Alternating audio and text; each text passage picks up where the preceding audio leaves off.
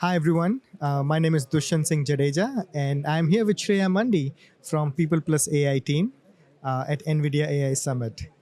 Shreya, it's so nice to have you on our show. Pleasure to be here. Thank you so much for having me. Shreya, could you tell us a little bit more about you and what do you do at People Plus AI, or also maybe tell us about People Plus AI as an organization and what they do? So, I'm Shreya Mandi, and I've been working with People Plus AI for the last couple of months.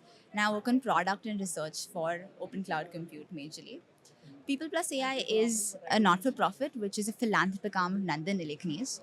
We work on population scale AI development in India, and our vision is to build out AI that works for India. And People Plus AI has been here for about 17 months and doing a fantastic job so far, I think. Lovely, super nice. Of course, Nandan work in India's ecosystem has been kind of really, really remarkable. I hope to see People Plus AI continue doing with this new avatar as well. Tell us more about the opportunity India has in AI field and how People Plus AI is kind of leading that transformations or leading that kind of growth in that side of it. So I think India, as even Jensen mentioned yesterday, has a lot of potential to be building AI software that we can ship abroad as well. And so a lot of potential within India we see is inference workloads, where open cloud compute comes in. And it's able to create a network of compute which can be decentralized across India and serve inference workloads for AI.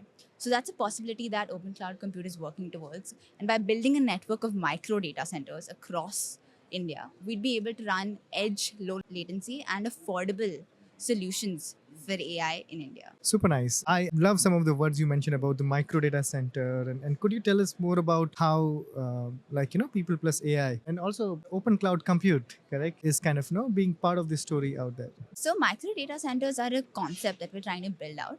These are very small data centers, which could be maybe 25 kilowatt all the way up to 150 kilowatts. And they're able to run actually surprisingly large workloads. And so we think that these hold potential to run both AI, inferencing, and even just normal compute workloads. And if you could bring this in every single place of India, even tier 2, 3 cities, this could help bring AI to every single part of India and make it more population scale, which is the aim overall. And by bringing it closer to the people that you want to reach, it's going to be lower latency because you're very close, connected by fiber optics in most cases. And it's going to be edge, which means it's going to have the power to reach more people as well. And by making this localized, we can also make it sovereign and compliant with a lot of laws.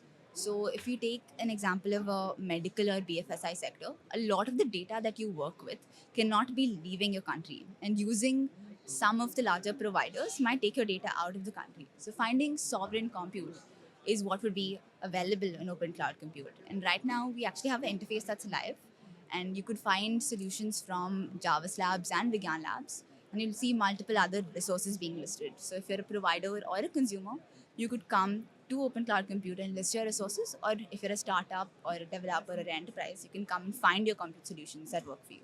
Lovely. So, if I'm a developer, how do I get started with that? Should I just go to Open Cloud Compute, search for it? I mean, how do I get started there? So if you're a developer, we have Open Cloud Compute for developers, which is actually more than just the resources. You can come to the platform and search by use case. If I'm an undergrad student, in most cases, I wouldn't know the kind of compute that underlies what I want to build. But I know that I want to build computer vision. You can come, type up computer vision, and the website will tell you what kind of compute you can use and suggest resources that we have cataloged that you can use for your use case. Over and above that, we have a community which builds blogs, and we're hoping to build templates of projects open sourced so that it would be easier for undergraduate or graduate students to build their own solutions. Lovely. That sounds like really, really fascinating. Thank you, Shreya, for your time and appreciate it. See you.